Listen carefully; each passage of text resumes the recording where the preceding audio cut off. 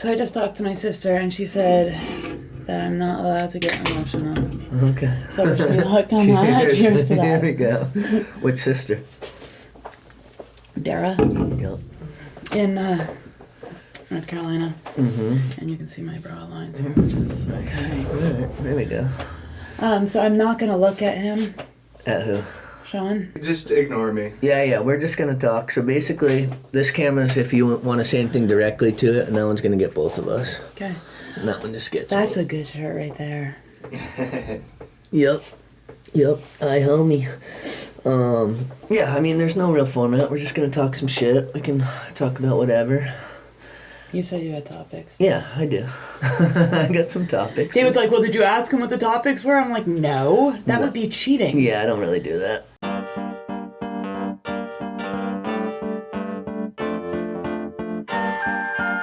Good evening and welcome.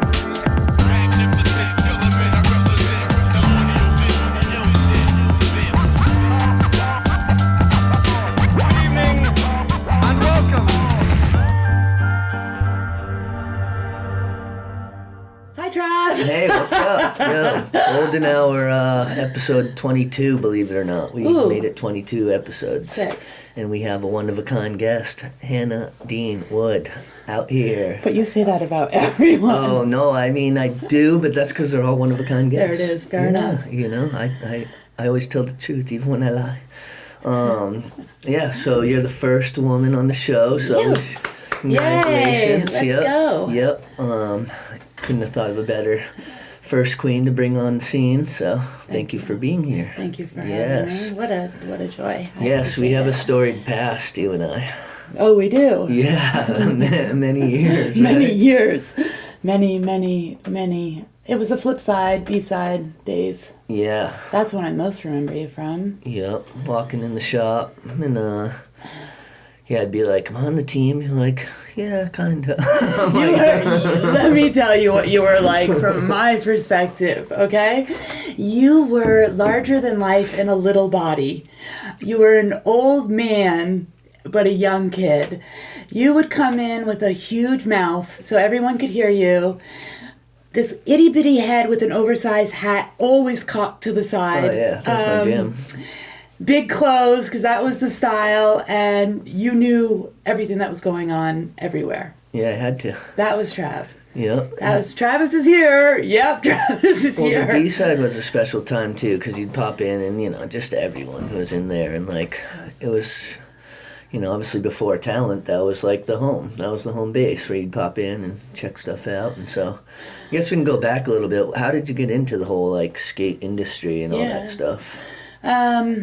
That's a great question. I guess I have one person to thank for that, and that's probably Jay Rabine. I mean, he was my first real boyfriend when I was in high school. I didn't even know that. That's Oh, crazy. really? No. Do you know Jay? I know Jay, but I didn't know you guys dated.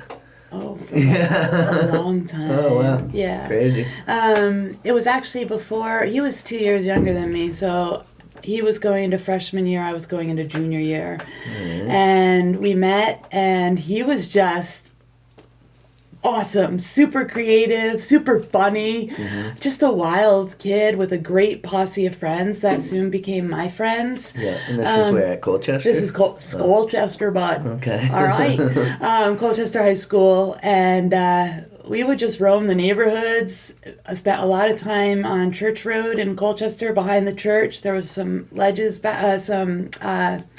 curbs back there that were really good. It was all flat ground, had been freshly paved. I'm going back to I guess it was 88. Oh, damn. And that became my crew. I was at a party recently, and this kid, Jeremy, from that group, came up to me, and he's like, I have to tell you my first Hannah memory. I was like, all right, let's hear it. And my daughter Ada was there, which was great. I drove a brown Pontiac T1000 with orange pinstriping. The car was so sick. I Oh, loved that's so it. Colchester. Right, dude. And he said, you know, he was even younger. He always wanted to come drive around with us to all the skate spots. And his parents were like, you are not getting in the car with some older girl who thinks she's going to cart you around at 16, 17 years old. He said, the next thing I knew, you showed up at my house. You knocked on the door and you said, "Hi, I'm Hannah Schwartz. I'm a good driver, and we just go and hit skate shops, skate parks, and different parking alleys and places to go where we could skate outside. It's totally cool if Jeremy comes with us." And they were like, "We like her. Yeah, she seems legit. She seems legit." And from then on, he was allowed to jump in the Pontiac T1000 and go hit skate spots. That's hilarious. So who else was in the squad around that time? Yeah, Dave Powers, rest in peace, Yeah. Dave. That makes me want to cry. The Nardellis, Yeah. Nick and John Nardelli. John, Josh Goldstein. Okay. He was another one of the Colchester guys. There was another kid named Chris Patterson. He ended up being DJ Patty. Yeah, or Patty, yeah. Yeah. He ended up DJ. I actually haven't seen him, and his name just came back to me, which is phenomenal. I know he worked at Country Cart for years. Yes, he did. Yeah. That's the same one, yeah. That was like the crew. And of course, we'd go into Burlington and get to see Carrie Stanton, who was just, wow. He was, rest in peace, too. Oh, damn. He was always, he was Burlington's finest. Yeah. All the ladies loved Carrie Stanton, and he was just so incredible back in the day. And then there was the Maddie L's and that whole posse. Maddie L, shout out. Maddie L is still holding it down. Yes, I've seen him down at A-Dog and stuff, and it's like, oh my goodness, what a G. And he does his own skateboard company called Lock Skates. Yeah. We sell him at Talent. Oh, sweet. He hand draws every one of his boards. That's so it's awesome. really cool. It's his company, but he takes time to put his own art. Skate and Create That's really dope. comes to life Yeah, with Maddie L. Maddie and his brother Benny, too. And Benny. Yeah. Yep. Those were the days. So at this point, are you like the only girl in the skate scene? Like, was there any other homegirls? Oh, back then, not really. So you're just riding around like a boss. You're like, I got all these dudes. Yeah, and it was just. I mean, it was Jay. I was 100% Jay. He was just my best friend and my co-pilot, and a lot of times I would end up taking it was just all camera that you'd have to go get developed, the film developed, and then wait for it to come, and you'd be so excited, and then it would look like crap. That was about it. That was my crew. I held the first ever skateboard competition at Colchester High School in '88. Oh, damn. Outside where the smoking area was. There used to be a smoking area at the high school. There That's was. Crazy. Yes, sir. But they were all my friends. It was rad, and it went off great. The school backed me on it. That's awesome. I don't know if they've had another one since probably then. not. Probably not. But I think they've since gotten rid of the smoking area. The smoking area is gone. I come in that way now when my daughter's playing volleyball or basketball there, and it's always like, this used to be the smoking area. Yeah, that's hilarious. It is hilarious. So at what point did you start working like in the skate industry? Like how did that all come into play? Well, Jay was he was kind of skating for the B-side. Now this is a long time ago when we were located on where the OP is, next door to the OP on Winooski Avenue. Oh, damn. We had a small storefront there. The owner of the B-side at that time was Chris Ryan. Him and his girlfriend, Christine, owned the B-side. I mean, he really owned the B-side, and she was I think she was the financial backer, but whatever. Jay was working or riding for them, so I spent a lot of time there. At the time, that owner was a professional freestyle Frisbee artist. Oh, weird. And he actually appeared in a Jeep commercial, doing the freestyle Frisbeeing. And I don't know if you remember this in your young age, but the B-side, even on Cherry Street, had Frisbees. All the columns were covered in different colored Frisbees. Yeah. We always sold Frisbees. That was really what made the shop on Winooski Avenue super colorful. The graphics, I mean, this is my memory. Yeah. The graphics of the different skateboards, of course, and then the Frisbee colors. We always sold Frisbees. Yeah. It And was now wasn't fun. there another B-side location between those two down on Main Street or something? That was us. We moved Okay. from Winooski Avenue to 60 Main Street, which was right next door to like Ski Rack or something, right? across the street from the ski rack, North Star Cyclery. That's right. I think they've recently changed their name, and shame on me for not knowing. But Yeah. we were right next door for them, and I was working there. I mean, I worked there through high school, not full time, but I was always part time. If there was ever any events And going was this on, Christine, the Christine that eventually became Robin Christine? yes. Oh, okay. Yep. Yes. So when we moved from 60 Main Street to 145 Cherry Street, Rob joined Christine. Her ex-boyfriend, Chris Ryan, he took off and moved away. She married Rob, and we moved everything to 145 Cherry. It was an unbelievably incredible shop. Yeah, way bigger. Way bigger, downtown, more inclusive than where we were before. Just so much space to decorate and have fun with. Yeah, well, it was dope because you'd get off the bus and you were like basically right there. You were right there, yes. At that time, though, when we were still on 60 Main, I was working for the state of Vermont. So I was the sales and marketing manager for the Vermont Department of Tourism. Oh, wow. Which was a phenomenal job. I had an office in Montpelier. I had an office downtown, so I worked between both. And then anytime there was an event at the B-side, anytime there was anything going on, I was there. How'd you get into that?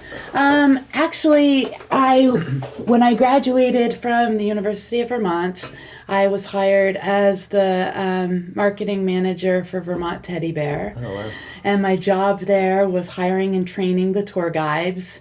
And at the time, it was a showtime. Like, we were in costumes. I had a script. Oh, wow. It was the greatest tour ever. Because So Vermont much Teddy fun. Bear was like kind of the first big Vermont thing, right? That, Yeah, we were kinda like blew in the up. top 3 Yeah. most visited attractions in Vermont back Yeah. when I was working And there. those things aren't cheap. They're not. They're not. Actually, they do make some in other places now, that, other okay. than just Vermont. Alright. They had to diversify. Yeah. But that was before. That was done after I had left. I remember going to get someone a Vermont teddy bear, and it was for like someone whose kid I didn't even really know, and I'm like, $80. I was like, I'm not buying an $80 stuffed bear. Right. Well, you can ask me. I have about 700 of them, so let me know next time you need one. Sounds good. That place was awesome, and I loved it. I went to all the Chamber of Commerce. You know, everything that was going on in the state, I was a part of because I was in charge of tours, getting Yeah. all those, what we called fam tours, all the seniors coming And since in. you're so shy. And since I'm so shy, it was the perfect job for me. And so from that, the job posted to be working for the state Department of Tourism, and I was like, this is perfect for me. So yeah. I applied, I got that job, but then I was traveling all the time. I was never home, and I was lonely. Yeah. I was freaking lonely. I bet. I was in Texas all the time. Switzerland was my market. Canada was my market. So I was everywhere but home. And then Christine came to me and she said, any chance we could hire you to be general manager of the B-side? And I was like, What year was this? this was 93, 94. Okay. And I was like, I'll be so bored. She's like, no, you won't. And I was like, I think I'm going to be bored if I take that job. She said, you can have events. You'll be in charge of the ordering. You'll be in charge of the staff. You'll be in charge of... Plus all the squad will be Plus- there all the right. time. And I was like, all right, let's do it. So I left the state, and then we moved to 145 Cherry Street. And then she gave me permission to do a girls' line. So we had all these...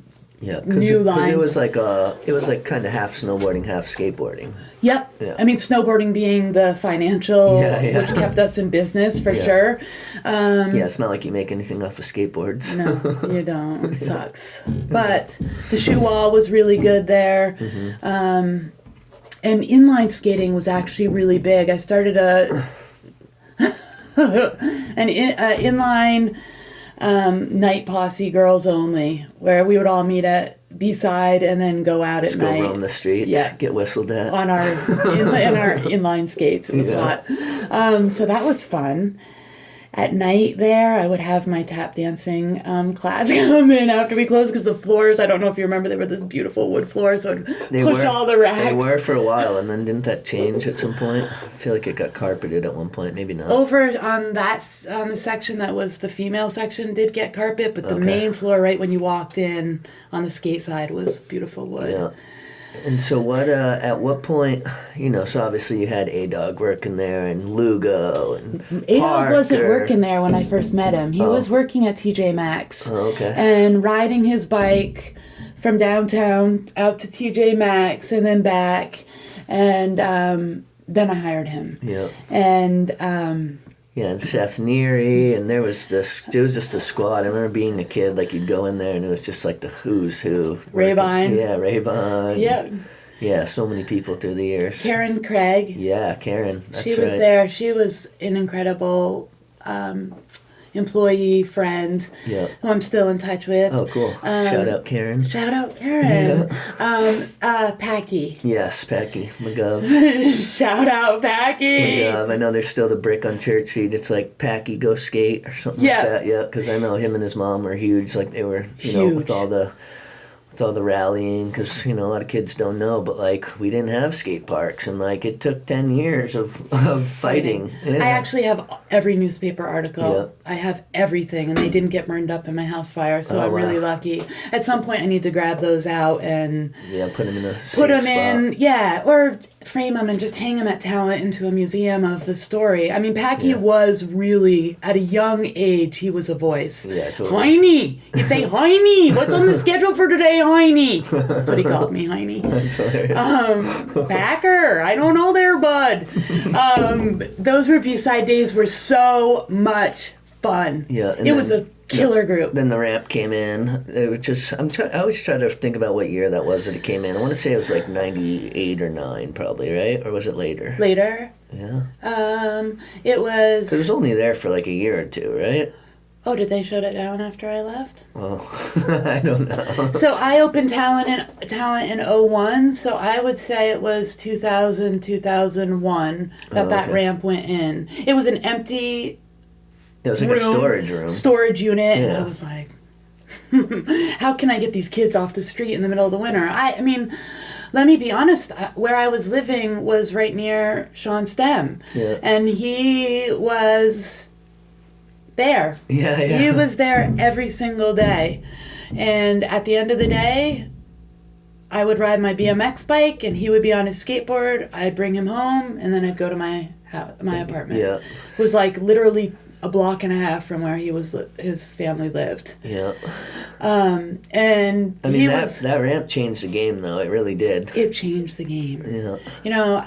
Some people are like, it was too hard, it was too this, it was... Shut up. Yeah, but I mean... You're so spoiled. People would have got bored with it if it was too easy. Right. And it's crazy to think, like, for people to learn to skate tranny on, like, a 6-foot ramp that was, like, steep and all that, like, yeah. It was the first place I dropped in, B-side ramp. Thank you, Seth Neary. Yeah. Shout out, Neary.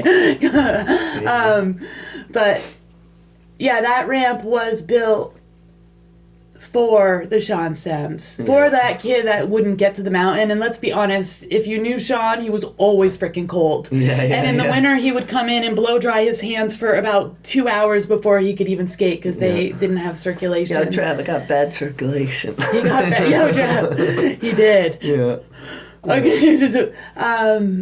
And it was perfect because it gave him a place to hang out. And it wasn't just him. I mean, there was a bunch of those kids that needed that ramp. Totally. And, there was others who had their own ramps at home and their own places to skate, but it really fit the need that it was built for. Totally. Which made up where I think my role in Vermont skateboard industry really took flight. Yeah, because you started to see like how much people were flourishing and just how needed it was, right? Exactly. It was a spot where instead of these kids sinking into a hole during the cold winter months when the streets were messy, they had somewhere that they could hang out and play some music and skate and find each other. And it really developed a nice posse there. And that's when it started. Burlington really needs a skate park. Burlington needs an indoor skate park. Burlington needs an indoor skate park. So you meet Woodsy, because he Yep. was, we had him on. He talked about just coming up, because he came up to build the Burton ramp, I think, was the first time. And then now you met him that time when he was up here doing that?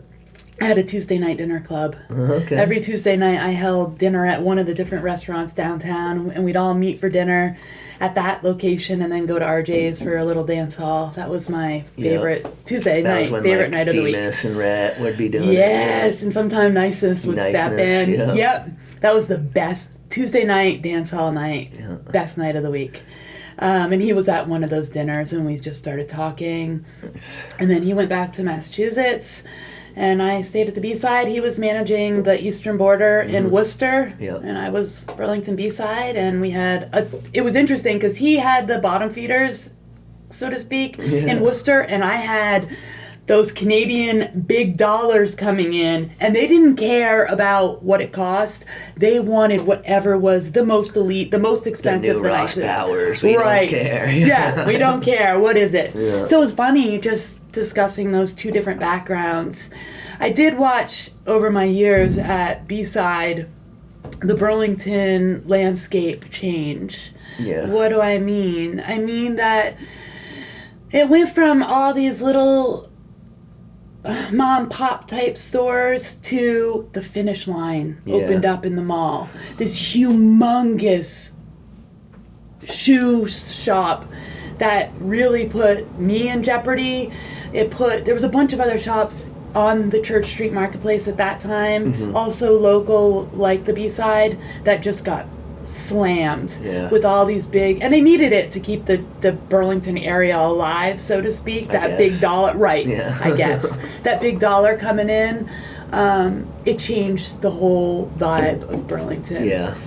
As those things, and all of a sudden, what was keeping me in business was everywhere. Yeah. All of a sudden I had all these competitors. I had Gravis shoes, but so did this shop, this shop, this shop, this shop, and this shop. Which and it is was kind like, of whack even on their behalf, Right. It's like you got to give some exclusivity to like the people who've been there for you through the years.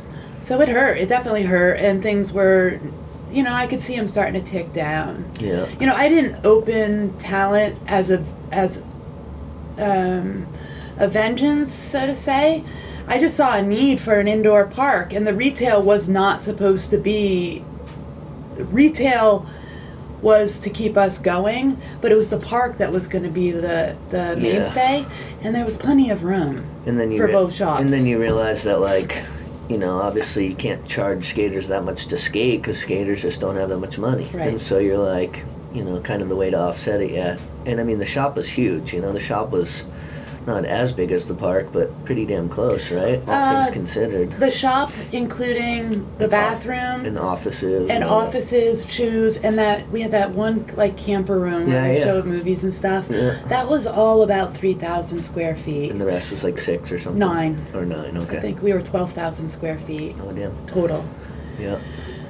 That was fun. I mean, you were going to bounce around here, but I remember helping you run the camps for a few years there. It was some good times. I'd show up with my smoothie all nice and early, and you'd be like, how hungover are you today? I'm like, not at all. Good to go. No, I'd go run the building till you puke it out or sweat it out. Yeah. I don't want it. Yeah. There was quite a few of you that ended up having to run the building. I think, oh shoot, what's his name with the beard? His mom owns the motel. Cavalier? Or wait. Yeah. Andre or John or something? Wait, which motel we talking Wait, about now here? Hold on, it's gone. It'll come back to me. That's my brain for you. Anyway, so Anyways. we the camps obviously became a huge part of talent because you needed, especially like summer and all, like you needed that consistent money and also just to get new kids in there and new kids going. I mean, people get older, start skating less. With the mission of opening was to keep people skating year round. Mm-hmm. I did my first year open at Talent. Well, we opened in 01.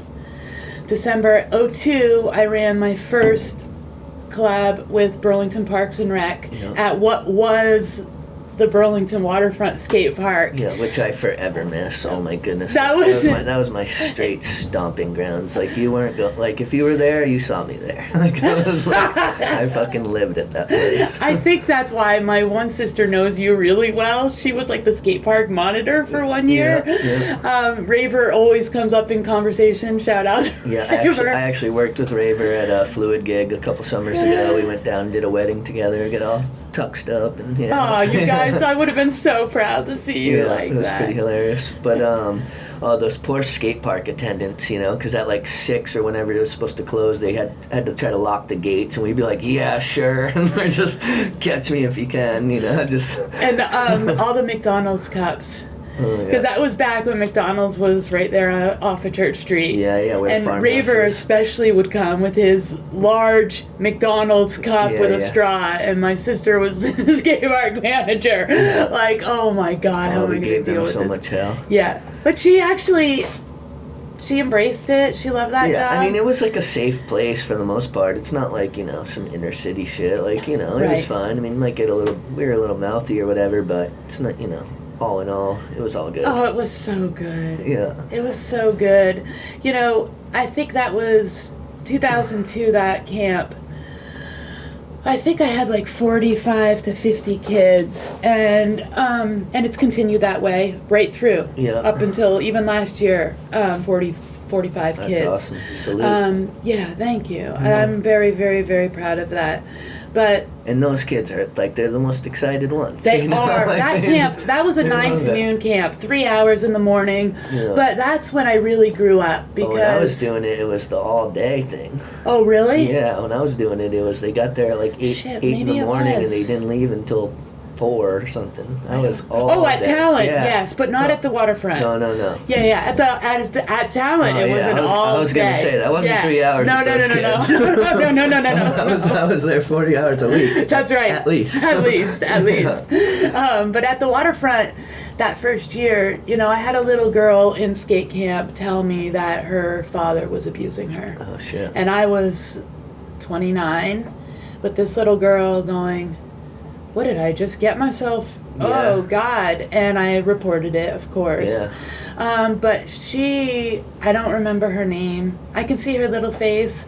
She really helped me grow a lot in that interaction with her, because it did prepare me, not for everything that came Yeah. as the years went by, but it was definitely all right, here Yeah, we you go. started to realize the shit's real. The shit's real. Yeah. Yep. And they're going to tell you things. And so every time I hire or train or meet a skate coach, I'm always very upfront with, they're going to talk to you. Yeah.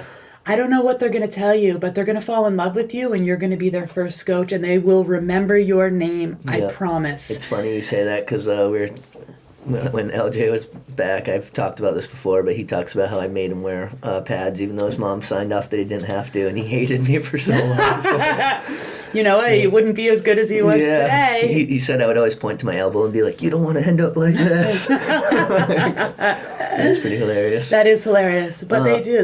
They talked. Yeah, so I don't know how much you want to get into it, but I know you had the head injury when you were building Talent, which basically you fell off a ladder, right? When you were actually building it? Yeah, we had looked for a place for a long time to build it and open it. Young, ambitious. I always will define myself as an entrepreneur. Yeah. We don't have to go into all my other businesses, but skateboarding, Talent was going to be, and we had the parents back behind us saying, if you fail, you're going to be moving to Texas. My parents were moved from Colchester. We're living in Texas at the time, because I signed away everything. Yeah. If I failed, I was losing everything. Didn't matter, because failure was not going Not to an be. option. No, it was not in my name. There was no failure. David was hired to build a cement park in Peabody, Mass. Peabody, bud. Peabody, bud. Yeah, I got family in Peabody. You do? Yeah. That park is still there, I believe. All right. he signed on to do that before we got the keys to our place. And I found that location, 2069. I called the landlord and I said, we want to see it. And he came and he met us. It had been Breakers Billiards. It was a pool hall. Yeah, I used to go there. You did? Yeah. Yes, you'd walk out on the stage. Yeah, and then you have to go around the little thing. It was all like kind of dropped down almost. Yes. Yeah. And they had shark tanks at the end. Yeah. Yeah, There was that a place was private sweet. room. Do you know about the private room? I'm not sure if I made I it hope into you the don't. private room. If you do, we don't want to hear about it. This No, is I the don't- family show. I think I was a little too young for that. There was one room in the back that had a hot tub, a shower, and one pool How table. do you know about the private 'Cause room? I had to clean it out. I had to clean that. All right. Yeah, I actually never went to Breakers when it was open. But he failed because he spent money on wallpaper, wainscoting, the private room, the shark tank. Yeah. He did not allow smoking, cigarette smoking. Yeah. And across the street opened the poorhouse with one pool table. Oh, okay. They allowed smoking. Yeah. At a time when smoking was allowed inside. Yeah. Oh, And everybody so went gross there. to think that you used to be able to just rip butts. Like I remember going into Nectars when I was like a kid back in the day, and they'd have the smoking section and the non-smoking section. I'm like, wait, what the fuck's the point? We're all under the same roof here. Like, Well, the non-smoking was one table, and the smoking next was one. 15, Yeah, right? it's like, what? This makes no sense. Yeah. You like go up to get your food, and there'd just be like people ripping butts. You're all like around. grabbing a gravy fry, and you're like, do I smoke it or do I eat it? No, Yeah. it was those were the weird days. I mean, like I said, my high school had a smoking area. Yeah. So did UVM. Yeah. When I was there, one of the dining halls had ashtrays on the Yeah, tables. crazy. Anyways, we talked to the landlord, and at the time, Higher Ground was moving from Winooski, and they were looking at two locations: the one we were in, and the old movie theater where they ended up. And he told me that until Higher Ground decided where they were going, we couldn't talk numbers. Yeah. And then Higher Ground chose the movie theater location, which I knew they would because it was closer to the interstate, Yeah. closer to the colleges. And I was already kind of like sectioned off in certain ways. Yeah. So I was stoked when that happened. We 'cause- actually have Kevin Stater coming on, I think next week. Oh, yeah? Yeah. Sick. Yeah, Okay. So it's funny you bring up Higher Ground, yeah. Well, I bring them up for a number of reasons, but one, they took that location, which opened us up to that 2069. And as soon as they took that other location, he was like, all right, let's talk. Yeah. And then we signed there. David signed to go to Peabody before that. So he left. I had the keys. I was there with Kyle. We called him Sasquatch, Kyle Tremblay. Yeah. I don't know if you remember Yeah, him yeah, or yeah. not. He was there with me. I was peeling down that wallpaper that I could only reach from the very tippity top of the 6-foot ladder that said, do not stand beyond Yeah. this point. But if I stood on the very flat top of it, I could iron it with my snowboard wax iron, and I could scrape it with this hand, and I could get that off. And Yeah. I was going to get it all done because I wanted to open before Christmas. Yeah. It was October 16th. I did it all day. No problem. October 17th, I got up that morning. I went to the Essex rental, and I rented one of those machines that takes carpet up because it had been carpeted and we had to get the glue off because I wanted that nice fresh cement floor. I did that for a little while in the morning. I remember the day as if it were yesterday. Kyle was in the back room taking out the kitchen. There was a full kitchen there. I was up on top of that ladder and Just fell. I fell. Yeah. And then I was gone. You just woke up in the hospital? Or I what? woke up. Well, Kyle heard me scream. And he ran up and he said blood was gushing out my left ear. He didn't know where we were because he was from Brattleboro. He ran up front to the tanning salon and grabbed Randy, who owns Body LeBron. Shout out my lifesaver, Randy, because he came back and grabbed me, called 911. They had me within 9 minutes. It's pretty good. Medically induced me into a coma because my brain was swelling so bad. I was at UVM Medical Center. I woke up in the hospital thinking I was there, believing I was there because I was a nurse. And yeah. I was there because the person I was sharing a room with was an old friend named Pat Bridges. He was the one who taught me how to snowboard. And He just happened to be in the next room? Or we were sharing a room, but I was his nurse. That's why I was there. This was like in your delusional state or But whatever? this was complete. I mean, this was so real. Yeah, yeah. And I can still see him. And it was the person in that bed had these little chiclet teeth in the front, and Pat had these little chiclet teeth and, short hair. And I was like, taking care of Pat. I thought that's why I was there. And I would wheel over with all my machine, and I would just watch him every day. And the doctors would come in and they would close the curtain between us, and I'd rip it open. Oh my goodness, you're like, let me see my patient. They told my mother, and it's in her journal, that they'd never had a patient take care of their patient like I did for Pat. I would kiss their head every night. But it was just an archetype of Pat. It wasn't actually Pat. They moved me from UVM Medical Center to Fanny Allen. Yeah. And I'm going to say it, I went fucking psychotic. They were taking me away from my patient, and I didn't know who the hell was going to take care of him. And nobody knew what the hell I was talking about, except for me. Yeah. Because my voice... Yeah, it was like super coarse. Do you remember it? Yeah. Like right off the bat, you could like barely even almost hear you. It was like very, very light. Yeah. Yeah. And I got in that ambulance, kicking, screaming, and they brought me to Fanny Allen. Oh, crazy. And I kept saying, Bridges, Pat Bridges. Oh, shit. And David made the connection between the woman that I shared a room with, who had just had a lobotomy, and Pat Bridges, how they looked enough alike where he figured out that I thought I was taking care of him. So he called Pat, and I talked to Pat from Fanny Allen. And he was, Hannah, I'm in California. I'm like, no, you're not. I was taking care of you. Hannah, I wasn't up there. And I remember being like, you're lying. Like, I just left you. I'm sorry. Get me out of here. Get me out of here. I was the worst patient, top 3 ever at Fanny Allen, according to my doctor. Tried to escape all the time. They put an ankle brace on my ankle. Yeah, if like I left the hallway, what they do for babies. The alarm went off. Yeah. I got down once, and I thought I was fucking out. And the elevator stopped, went back up, and there they were. Yeah. They zipped me in my bed at night. That's crazy. So how long were you actually in the hospital for? A little over a month. Yeah. I got out October 23rd. November 23rd. Okay. And went right back to work the next day. Yeah, I mean, you guys still got talent open right before Christmas, right? Yeah. It was December 23rd. 3rd or 2nd. Yeah. Which is great because I'm the 22nd guest, and it was the 22nd of December. There you go. Yeah, I mean, I was definitely there for the first day. That energy in there was just infectious. It was like, holy shit, this is actually happening. It was the best day. We finished painting at like 2 a.m. That beautiful blue, baby blue swimming pool blue. Which became known as Talent Blue. Which covered everybody's wheels that they were skating that day, and the dust you could barely see. It was magical. Yeah, it was super slippery at first. I remember that. Yeah, because the floor, that cement floor, just all the dust came up. Yeah. But it was so good. It was the greatest. We did it. Yeah. We made it. Well, hey, cheers. Cheers Congrats, to that. You know? And just through the years and keeping it going. And, obviously there's even more to get into about it, but yeah.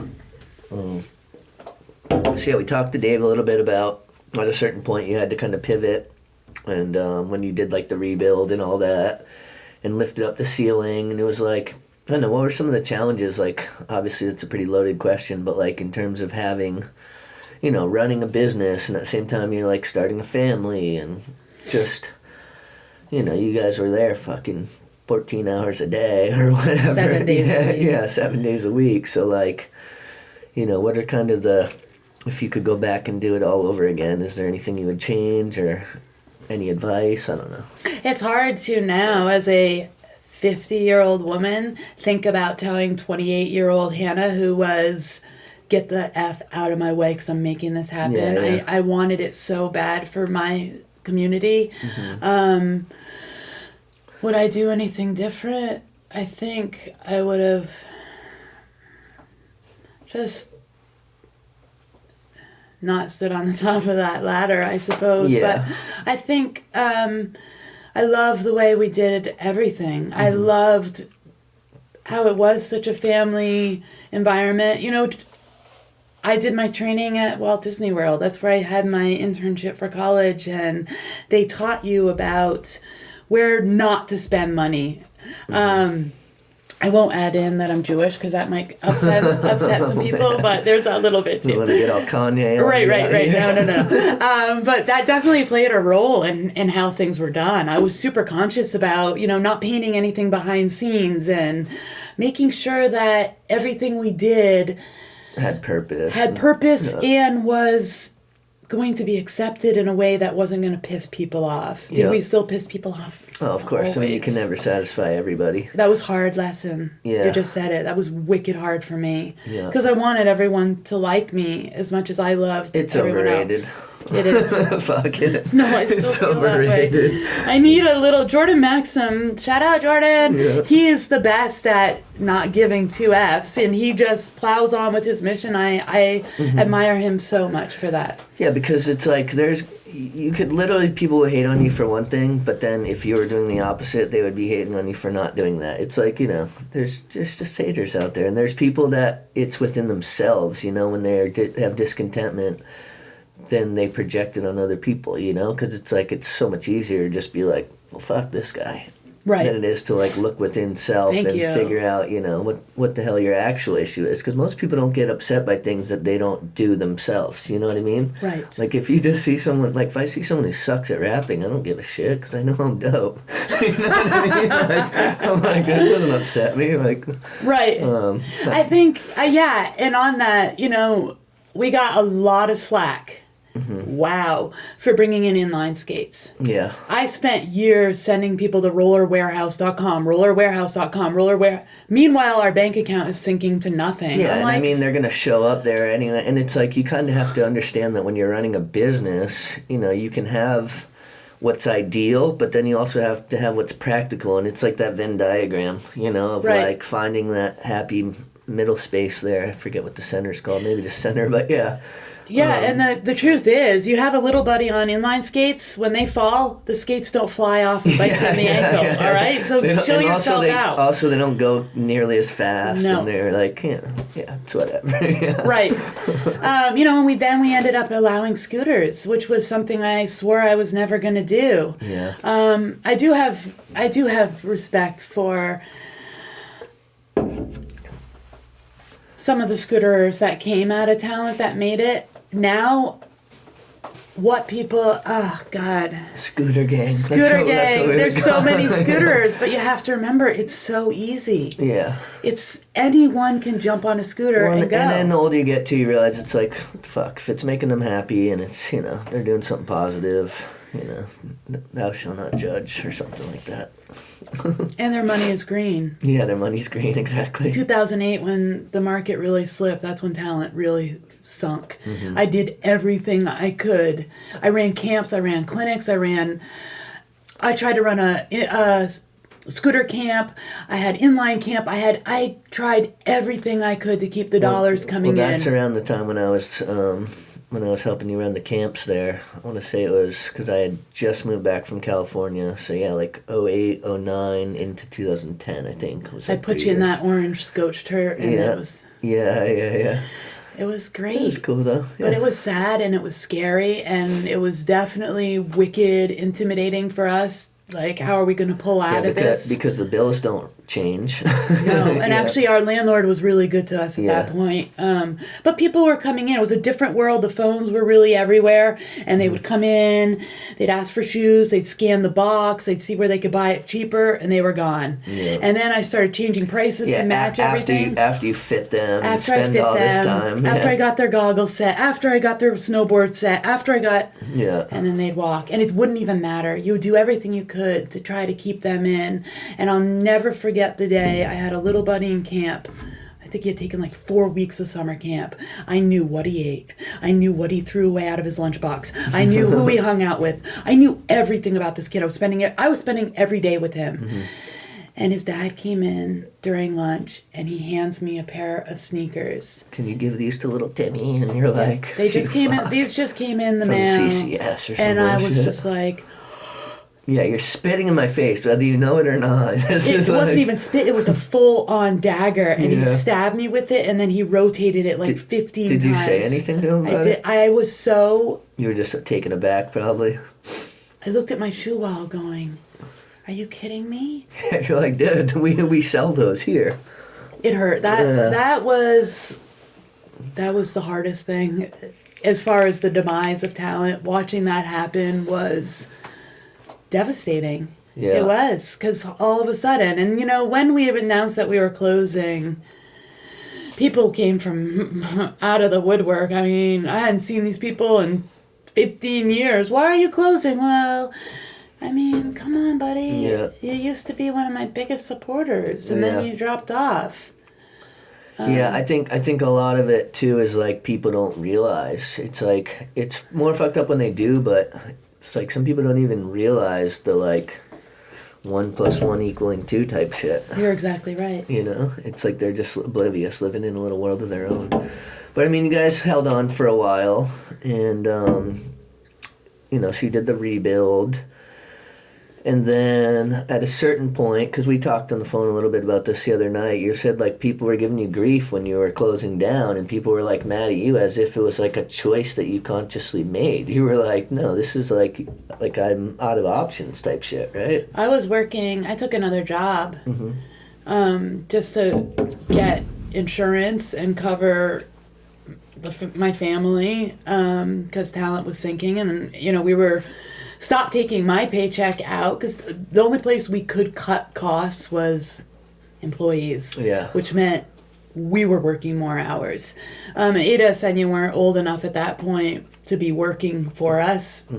I took another job. I took 2 other jobs. I was teaching CPR and first aid.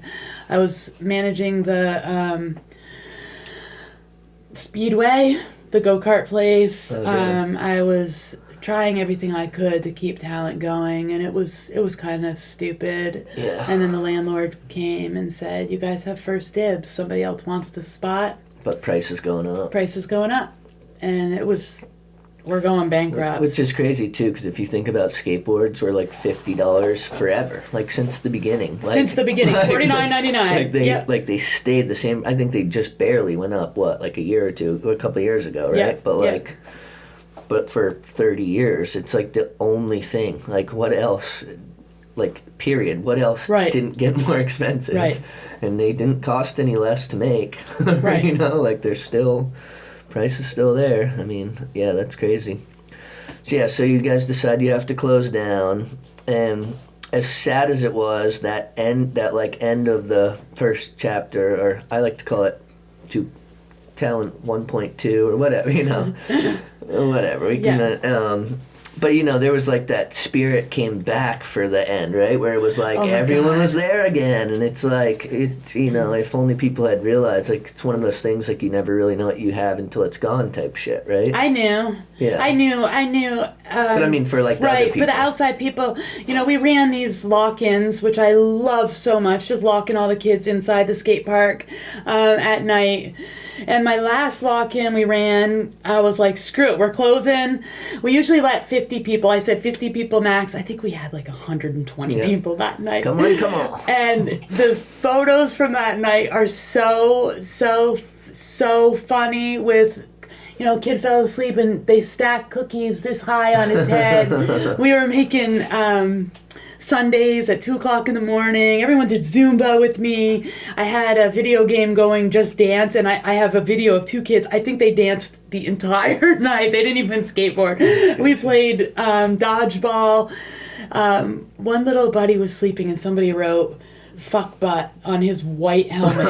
Like a 7-year-old. And I was like, found it later, and I was mortified that his parents were going to see that somebody did this to his helmet. I remember scrub. I mean, there's so many funny things that are funny now. I mean, when we first opened, somebody took another kid's Osiris D3, went into the bathroom and urinated in it. Yeah, the Mayhews. I sort of remember the story. I don't know who did it, but I know everything. I know who did it. I know whose shoe it was. I'm still friends with them on Facebook. You're like, we have cameras. I didn't have cameras. I had my brain. Like there was so many little antics going on, and you know, we ended up having to close the bathroom in the skate park because it was getting Yeah. Destroyed. No paper, no toilet paper, no paper towels. There was nothing in there. We took the door off the toilet. Yeah, we had to make it like you could just stupid. You could just go in there to piss. You could just go in there to piss. Women only in the shop.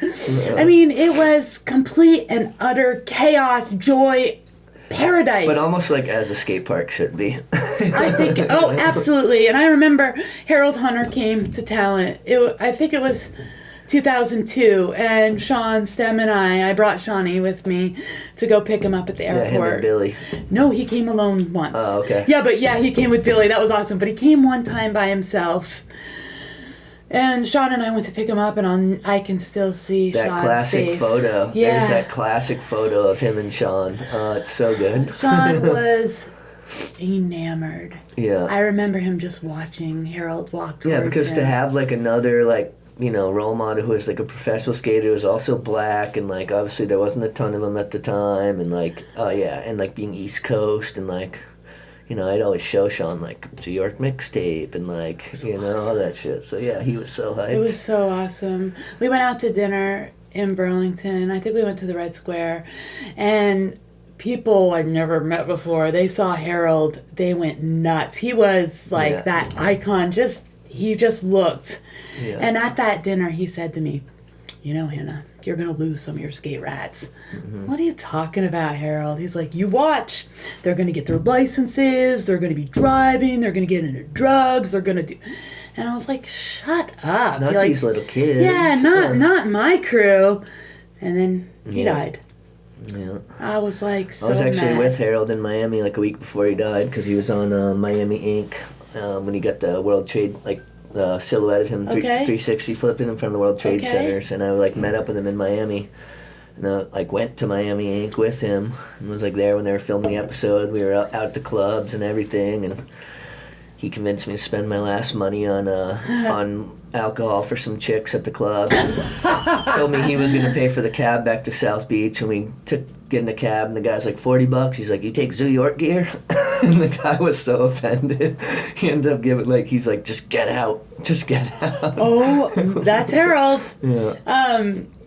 Yeah, that was so sad and devastating and crazy. That was a heartbreak for me, for sure. He was a wild one. He was a wild one, but yeah. Yeah, and so, you know, obviously we've lost a lot of good ones through the years, so that's never, you know, it's never easy. It doesn't ever get any easier. There was one kid, sorry to interrupt you, there was one kid at Talent, and he was just a little bit, he was just a little bit different. He had his posse, but he was an easy target for bullies. And I kept an eye on him. I knew something had gone really bad with him, that he had been teased in a really gnarly way. Huh. Like something mimicked off of Jackass. Oh, yeah. And I knew that they had it on video, and I knew it sunk him. And I called his mom. I had no problem being the frickin' blabbermouth. Yeah. I don't give a shit. Yeah. I could never get him back. And I, for years, tried to find him on different social medias. I could never find him. But he just wouldn't go back to Talent because he was picked on or something? He came for many years after that, but then he just disappeared. Oh, okay. And then somebody was on your show recently, and I can't remember if it was Whitaker. I can't remember if it was Driscoll. I can't remember who it was, but they said his name, Egan McGuire. Oh, yeah. And then they said rest in peace. And I was watching the show, and I freaking... Yeah, I think that was Weta. That was so sad. I knew he was gonna commit suicide. Yeah. Not that I have an eighth sense, but I kind of do about people, and I knew he was never gonna heal from that. Yeah. Hey, if you're struggling out there, reach out, get help, because, you know, things change, and like... I'm so glad. Fuck these bullies, too. It's like, who are these fools, you know? They're there, for sure. Pay them no mind, no. It's like, you know... And if they've gotten to you, speak up to somebody. Anyone at Talent is available at any time. It is so important, because really they're little small people. You know, I had another kid who had long hair. This was back when men having long hair was not cool. And he was also a little bit eccentric. And I had this other kid who kept calling him her, she, and I kept saying. Anyways, I went out back to the camper room and I found this kid. The floor was cement in there. And he was slamming his head into the cement floor, Oh, yikes. bawling his guts out. So I called the mother of the bully, Yeah. told her what happened, and then I kept my eye on that kid for years. Where actually he's doing great now. But a lot of kids I've lost through talent, and I've married more, and I've seen more babies born, and everybody's healthy. But there's those few that really touch your heart. If you look at their social media after the fact, when you're aware now that they're gone, you can read their messages and know that they're spiraling. Yeah. Look out for your friends. Yeah. I don't know which camera to talk to, but look out for your friends. Yeah. And don't be afraid to call. And don't be a fucking bully. And don't be a Nobody bully. likes bullies, bro. And how did you get so perfect? Yeah, seriously. Like, seriously. It is definitely, and we're just one little fraction. I mean, it happens in football, it happens in basketball, Yeah. but in the skateboard industry, I have always been in blabbermouth about how respectful skaters are to each other, whether you're the best, whether you're the worst, whether you're old, whether you're young. Yeah, you skate. You speak the same language, as Yeah, Paul yeah. Rodriguez said. Yeah. We speak the same language. That's skateboarding. And like you said, you touched on the fact that it's like these bullies are like they're just small. They're people who are having their own issues internally and are just projecting, right? But And they don't realize that what they're doing is literally killing that other person. yeah. Because yeah. it hurts that hard. It Yeah. does. Well, let's pivot for a second here. Yeah. So so now you close talent, and what? Maybe like a year goes by or something. Not even. Not even. I closed talent August 5th, 2018. Second worst day of my life. Yeah. October 17th being, well, I say it's the worst, but it actually changed my whole life. So I Yeah. embrace it now. But closing talent was Yeah. horrible. I went to bed August 5th, 2018. November of 2018, I got a call. Come to a meeting. I said, I'm broke. No. Yeah, I finally just come to terms Right. with the fact that I'm like, They're like, just come. And I went, and it was at the Burlington Surf Club, and it was all these parents of kids who grew up at Talent. And they went around the circle, and they all told their story about how Talent saved their kid, changed their kid, blossomed their kid, whatever yeah, it they're was. basically talking about me. And they said, let us reopen you as a nonprofit.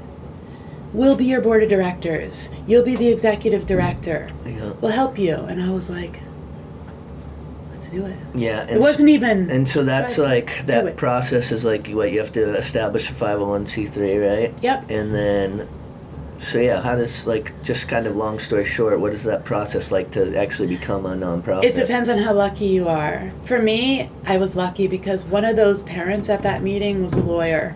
Okay. And her son took 1 week of Talent Skateboard Camp. And she saw the change in him so drastically, and his confidence is, she said, I'll do it for free. Oh, sweet. So I sat with her for hours and hours and filled out a gazillion paperwork. I was lucky because the state already knew me as a for-profit. Yeah. They knew my history. They knew my track record. And they know that you're able to, run a business and you Yeah. know the nuts and bolts of it. So. And I was able to, with all my camps and clinics and all that stuff, show what the giving part of yeah. I was already like a nonprofit. Yeah, they can see the community benefit, right? So we were a nonprofit by November 22nd of 2018. I went out of business August 5th. By November 22nd, I have the paperwork stamped. That might be the quickest ever. Quickest that ever. might be the quickest ever to It go was from closing a unbelievable. business to being an official nonprofit. Yep. So you And we decided to keep the name. yeah. And how did when you're looking for a space where you because I know I sort of remember you talking to me about it at the time, but how did that all come about? You were thinking Burton, or did I someone wasn't drop that in thinking your about heart? it. Yes. Right. I went and looked at a spot in Winooski. I looked at so many spots over at Ethan Allen, Well, I remember we went and looked at the one in Williston. in Williston. Yeah, kind of close to where the old talent was, right? Yep.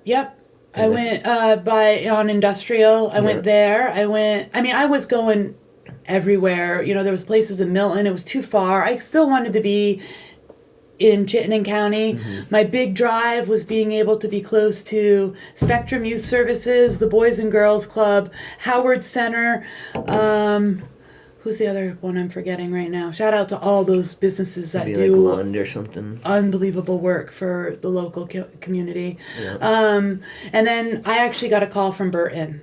They called me. Oh. A bunch of our employees want to see if you'd be interested in moving to we have a space. We've never had a tenant before. Come look at the space. So I went and I sat in that room. And I could feel it, and it felt good. The wheels start turning. And at the time, here's where it all comes together. Higher Ground's moving into that location too. Maybe. And we already were with Higher Ground at one other point when we first started. And it was like, oh my God, this is perfect. We're going to have Higher Ground. We're going to have us, the Mad Taco. There was someone else. It looks Mule Bar. It looks like it's still possible, but it's nothing. Oh, they're moving. fighting. It's still moving. It's not dead in the water like a lot of people think. Neighbors aren't too happy about it. They're not. And you know what? It's like you don't own the whole shit. Like you own and your if you house. have that much money, you could live anywhere. Yeah. Anyways, it was so exciting, and we were all working together, and I loved the parties that came together. It was the guys from Mad Taco are wonderful people, and Higher Ground. We work pretty close with them because I'm up at the Essex. Oh, okay, yeah. Those guys are so good, and their business is good, and it all was going to be like a destination. And for me, it was going to be the Disney World of Burlington, because it was going to have the skate park, but you could also go get a taco, and you could have a beer, and then later after you're done, you could go see a show, and we were going to work great together. And then talent opened. We signed on the dotted line. Here we go. We did the build out. I opened for Martin Luther King Jr. Day, January 2020. Had a full clinic. It was alive. It was awesome. The lines were back. I was seeing all these people who I loved so much. I ran February break camps and clinics. All the kids came in. It was, let's go skateboarding. And then COVID hit. Yeah. And then I shut the doors.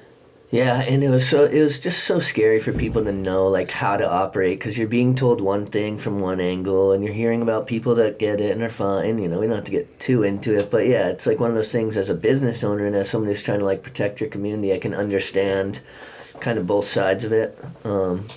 But fortunately, that being that you're a nonprofit, right, you kind of were able to do that. Whereas if it was back when when you were owning it or whatever. So it was state regulated that everyone closed down. Okay. I closed down for 3 months. In the documentary coming out on the 21st, you will see me selling stuff to people online and then leaving it on the grass in a plastic bag, and then the person coming to pick it up, spraying it. I mean, this is the world we were in. This is real life. Crazy. Spraying it with Lysol, waiting a few minutes, putting on their gloves, picking up the skateboarded bearings, putting it in the trunk. I mean, it was absolutely bizarre. I'm driving around Chittenden County, dropping packages off, not at people's front door, but on the front lawn. Like Paperboy style. Right. On the porch, like taking pictures so that, God forbid, somebody steals it, I can prove that I actually dropped it off. Yeah. It was the craziest. I mean, you felt like you were on acid and just on a really bad trip. Like, this is mayhem. I recently saw on Facebook somebody called me a effing Nazi for following them. Yeah, bullshit. They were mandated, right? Like it was mandated. Yeah. I'm a nonprofit. Yeah.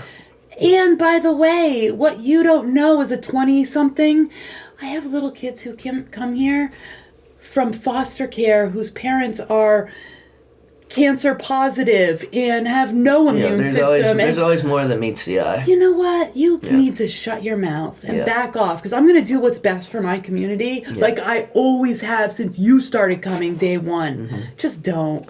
That was really Well, it's really like hard. we said before. There's always going to be some haters, and you can't appease everyone. So, but they get me. They get me. So that one got me. I just started to twinge there. And part of that's just because you're such a passionate person that it's like you take everything to heart, and it's like, it's good. That's a good thing, but also sometimes you got to realize, like, you can't control how everyone's going to act. Like, some people are just going to be fucks. Right. Like, there's nothing you're going to be able to do about it. Unfortunately, in this world, there are a lot of good people, but there's some fucks out there too. So I usually try to figure out where it's coming from. Like, what happened to you so bad in your life that made you so angry? Yeah. And why do you think you're so entitled to everything? And there's definitely a lot of that. I think from that one girl at Burlington Skate Camp back in the day who taught me that lesson. There's a story 90% of the time. And you feel like a responsibility to it. I do, and I really do want to find out where your story is coming from, because I have stories too. Yeah. That make me who I am. So if we can find that out about each other and love that about each other, goddamn, how fun! And actually, we're probably connected in more ways than you even think. Yeah, no doubt. So yeah, you touched on the talent documentary. So the 21st at Talent. It's going to be a skate contest, the first ever full-length talent documentary. It's 28 minutes long. Okay, and sorry, his name's spacing me. Kevin Barry. Kevin, that's right. Kevin Barry produced the film. And so yeah, why don't you run down some details of that whole day and... I'm so excited because it's been a long minute. I can just see it in you. I know, like because a little kid on Hanukkah. It's gonna be woo on Hanukkah, which night? It's crazy. It's gonna be the first time that we've all come together since COVID, and I want to do a family photo, which I think you're taking, and you are the DJ. I mean the MC. I don't know if you know that, Trav. MC Travis Card in the house. I sort of figured, I want his hat to the side a little bit. It's going to be January 21st. It's a Saturday. We're going to kick off the morning with the little buddies. Okay. And they're going to have their contest first. I want to get them in and done all before noon with awards and everything, because parents don't want to sit there all day, and it's skateboarding, so I have to be very mindful of that. Yeah, totally. Then catch the photo, and then it can kind of transform into... And then we'll do the first showing of the documentary, an early showing. Okay. We'll have Ben & Jerry's is going to be there with free ice cream. We're going to... I think we're having Leonardo's do the pizza. So it's just going to be a get-together. A lot of artists are donating their art. Yeah. We're going to sell it at that event, and all the money is going to go to talent. So it's so incredible because people will be hanging art of a local person in their house, and they're benefiting the skate park. It's really a win-win. Yeah, totally. We'll have a 50-50 raffle, which everybody loves. Justin Kelly, props to Justin. He's running that with his son, Liam. All right. I see them at some higher ground shows. Everyone. Yeah. And then we'll break into the older divisions. We'll probably do some, best flat ground trick and something over the stairs in the back plaza area. Cash purse for that older generation. Sweet. Show up, bring your skills. Boom. And then we're trying to get somebody with a liquor license right now so we can do adult beverages later in the evening. I can probably help you with that. Really? Yeah. Aquavite is going to be sponsoring it. They have a hard kombucha too that I really love. Okay. But we'll have their kombucha for the younger kids and some other things going on. We're still working out some of the little pieces, but it's going to be awesome. Yeah. Family photo. 1:30. I'm hoping 1:30 family photo. I want everyone there. Don't be running in like Colin Hale 5 minutes later. We're all sitting there like arms around each other, like Colin's pulling in. that happened at your... at the iHoney premiere. That was so funny. It's like, we're not taking the photo without Colin. That's right. That was so funny. Oh, Colin. I love him. He's the man. He is the man. Yeah. Him and Amy. People ask me sometimes why does Hannah focus so much on Jordan and Cookie? And And I'm just thinking about trying to get them home for this event. I need them in that picture. I'm working on it. I've already spoken to both of them and their parents. But anyways, why? They never forgot talent. Yeah. In all their stardom, in all their Thrasher and their magazines and all their videos, when they mention their sponsors, they always mention talent. When they're back in Vermont, they always stop at talent. Yeah, and they fully came up in talent. Like, like my generation, we were a little older. Like, sure, we definitely were there all the time, but we had like a whole nother like life before there even was talent. Right. Like, whereas Absolutely. they grew up in talent. Like they were basically born there. Right. And they were there all the time. Yeah. But they didn't forget us. It's really easy to move out to LA and forget their little stupid. That's one thing I've always said about Cookie, especially, is he's just so true to his roots, and like transcending even skateboarding. Like, we were out at Three Needs, I don't know, a year or two ago.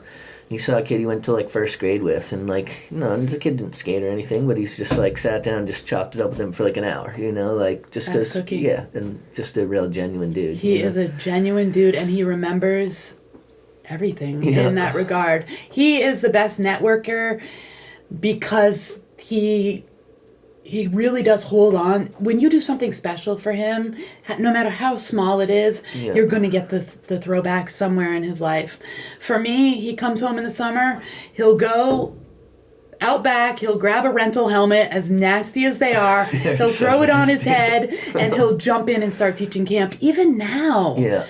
Like, he just gets it. And for me, that's priceless. Yeah, totally. How can I not be their biggest fan? Yeah, How totally. can I not? Like, I watch these boys grow up. I love them so much. Yep.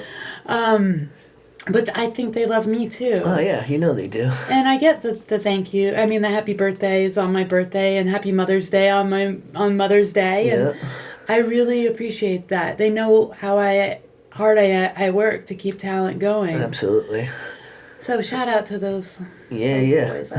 Thank you. And so, just on a little different note, so you also started doing Zumba at one point, right? I feel like I'd be remiss if I didn't throw that in here somewhere. No, it's so funny. And you started like instructing Zumba and like hanging out with all the other hot moms and everything. So, what's up with all that? Zumba. I don't even know what the fuck Zumba is. Zumba! It is so funny. What is it? It's like dance aerobics, kind of? Yeah, it's a fitness class that's all dance, and it has to be 70% international music. So you're doing salsa, merengue, cumbia. You can do it. We do a little cha-cha. 30% can be your own music that you want to bring in, which I usually use for my my cool down with a little stick figure, some reggae beats or whatever. Love it. Yeah, so you're an instructor, right? Yeah, I got my license in February of 2011. I've been teaching ever since. Mm-hmm. It is,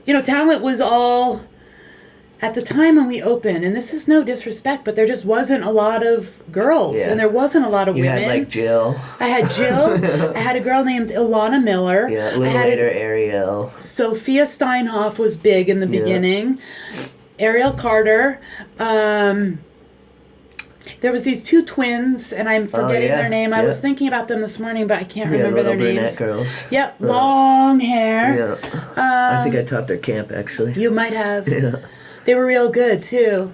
There weren't a lot of girls. I didn't alienate them. I feel like it's like the last couple of years, though, the year of the skate girl is just blown the fuck up. Yeah, it's when we opened at the New Talent, I had a summer camp with more girls than boys. First time ever in the history. It was unbelievable. And they are coming out in droves. Yeah, which is cool. At the old park I ran, girls only skate camp. There'd be like 8. Mm-hmm. I'd have 45 in a regular camp. Yeah, because I imagine that, especially like, it could be intimidating, like in general, just learning, and then never mind being the only like one girl or two girls. Emily Brooks. Oh my Emily. God, shout out Emily. Emily. How do I forget you for a second? Emily Brooks changed the game for girls.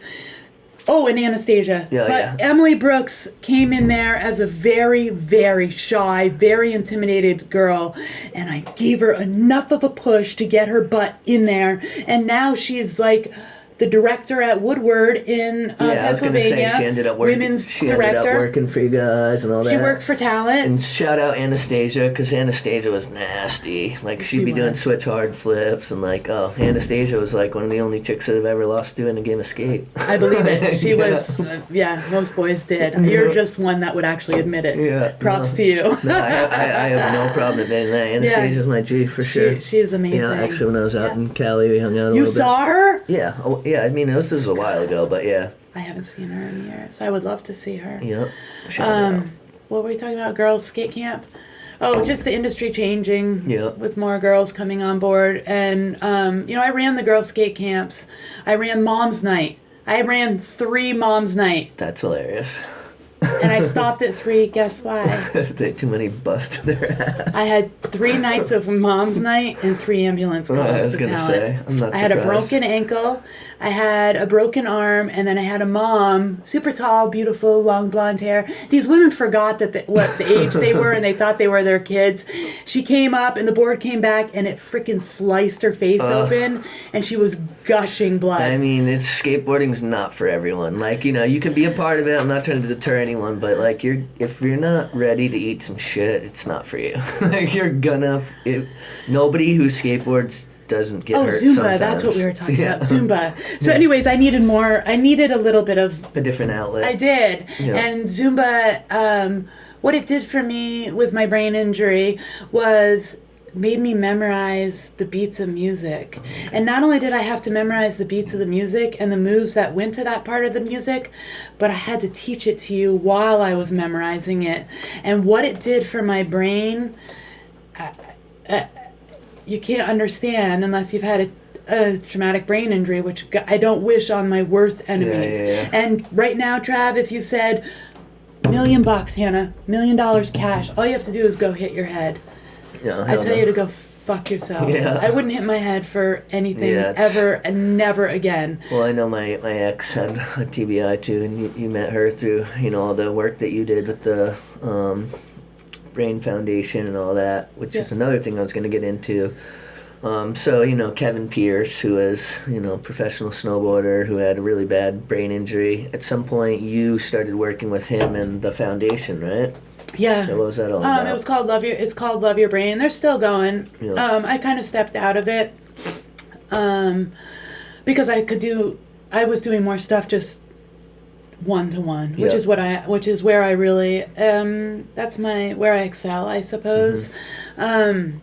What I did learn through that, though, what I saw through that, though, was when I meet people, I was the keynote speaker for Brain Injury Association of Vermont's annual conference. I think I had like 400 people there, and I spoke for 1 hour and 15 minutes.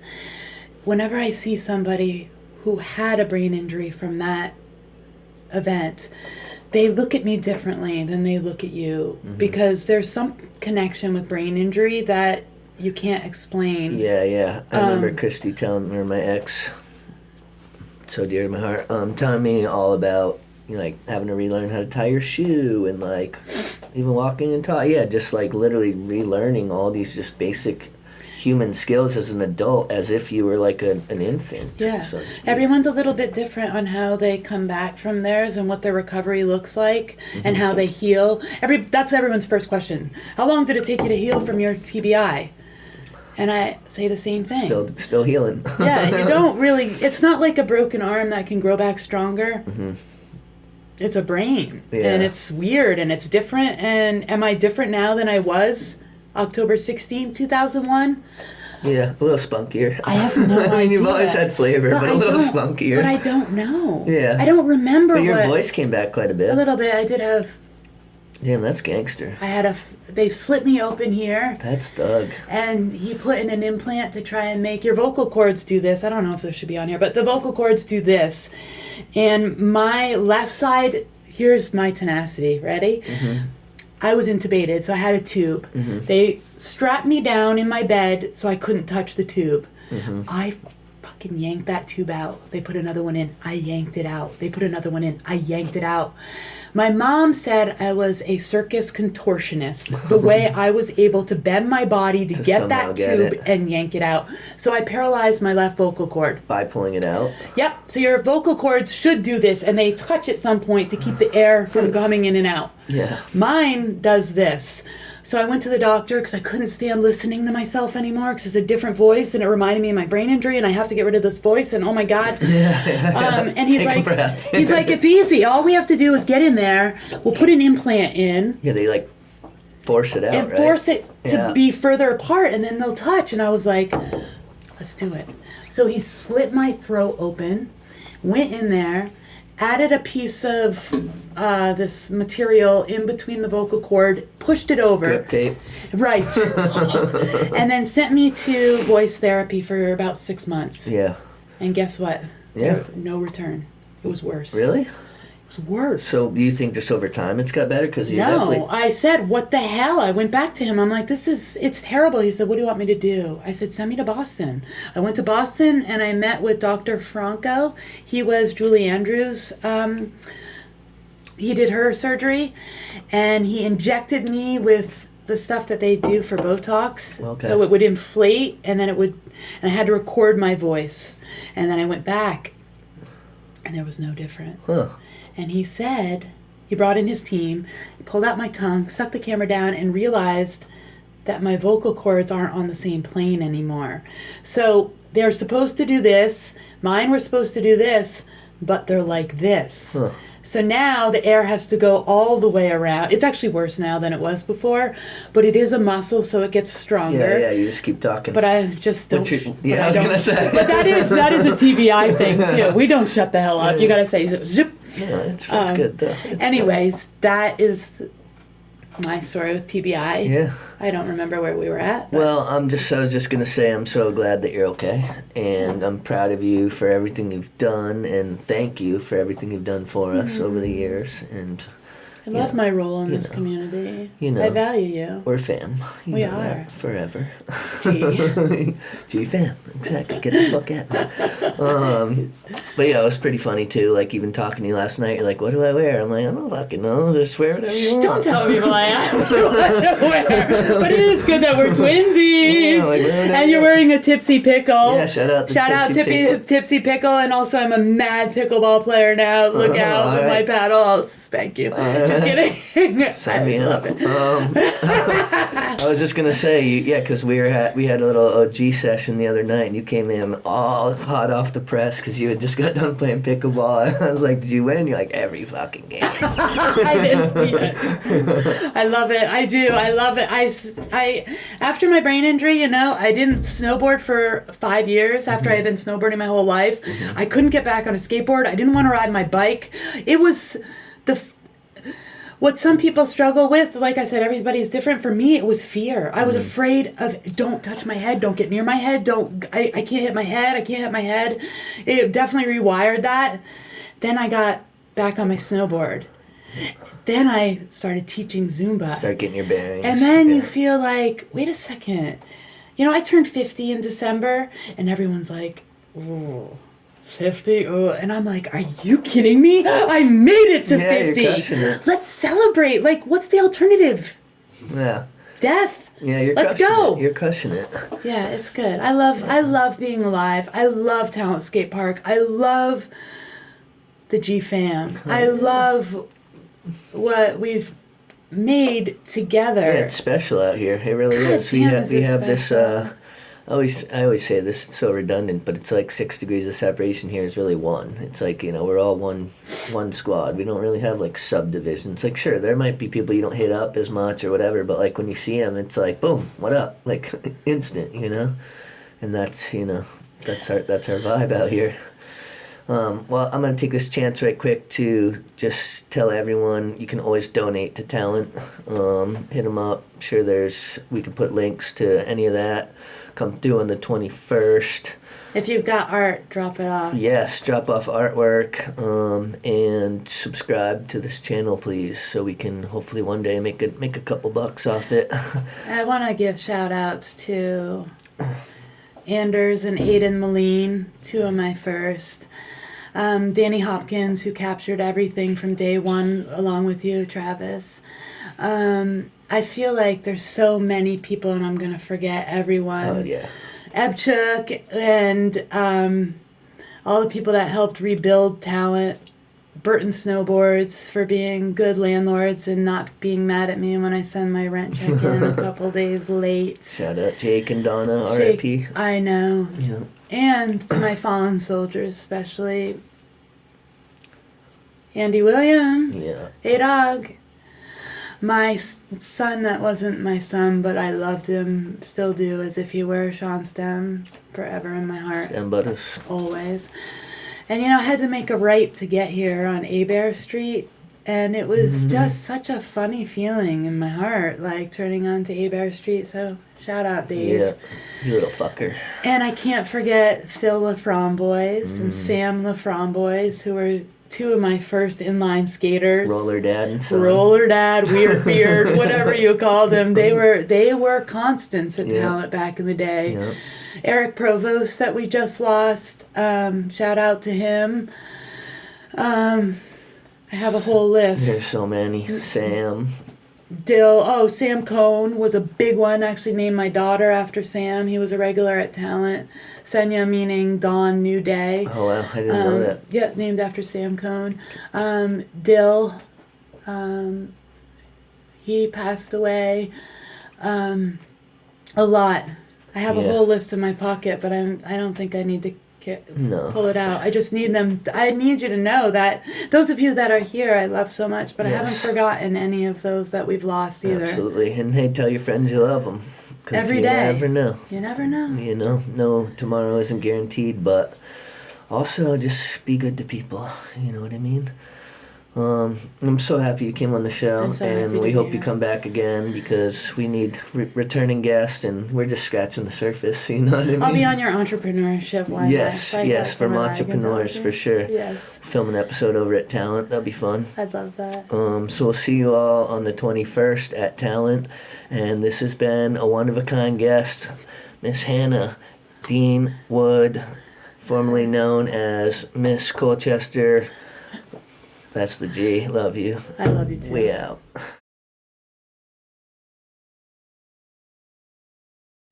Yeah, I don't think we forgot anybody, did we? Oh, shit. I forgot Marshall Heath. And a big shout out to Marshall because he really, really turned himself.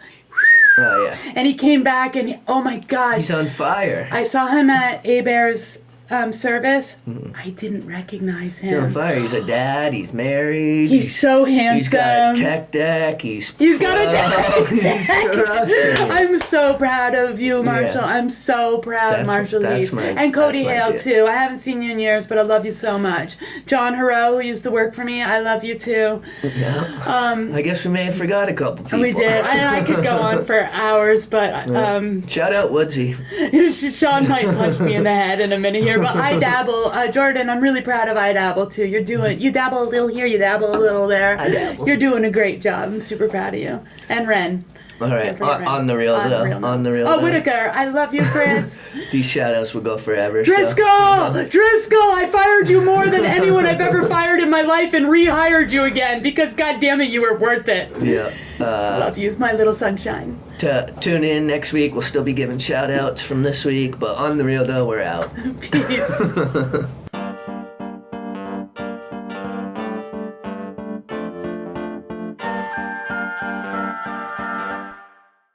I forgot Justin Rich, Jay Rich, I love you to my heart and soul. Even though you sold that cheeseburger from Bolton Valley many, many moons ago, I still love you, Jay Rich, like you were my own. G-Fam. G-Fam. We out. Sorry, Jay Rich. Gotcha.